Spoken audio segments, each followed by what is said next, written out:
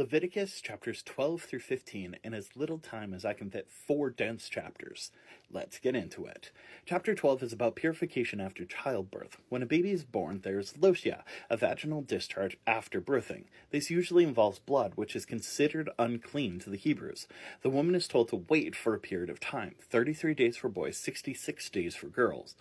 The difference appears to be for one of 2 reasons. First, the Israelite already had to do a purification ritual of circumcision for the males, and thus the woman was purified by that, or 2, this matched the gender roles of the time and gave more time for the mother to spend with the girls, nurturing them. Chapters 13 and 14 are about skin diseases. Now, we do not know what this skin disease is. In fact, Dr. Harry Golden is a board-certified dermatologist who looked at the descriptions given and came to the conclusion that this was not a specific condition, but rather an image of death and decay that affected the nation. This makes sense as chapters 12 through 15 deal with purification from things that make people unclean. The skin diseases were there to be looked at by the priests, and if they appeared like death or decay, they were told to go through the purification rituals.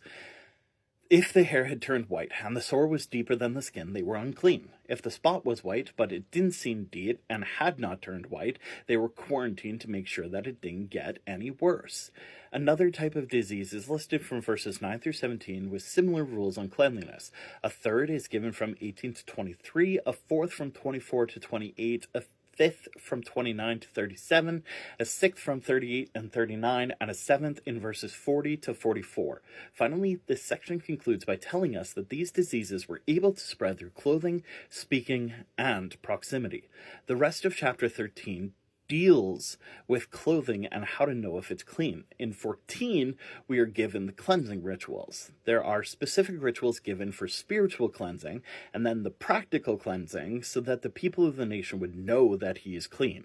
There is then a second sin offering given in the temple now that the person has been allowed back into the camp. This is both for those who can and cannot afford the typical offering. During this, both a sin and a burnt offering are given, redemption and thanksgiving. As for cleaning the house or the clothes, those rules are given in chapter 14, verses 33 to 54. This includes mildew and contamination from disease.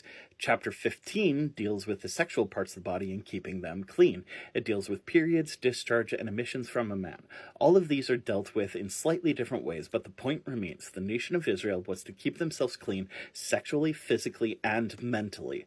These rules were given to help the nation avoid a disease that could spread throughout the nation or a sin being propagated throughout the community. The whole idea of these chapters is to require God's people to try and remain clean, and that is a breakdown of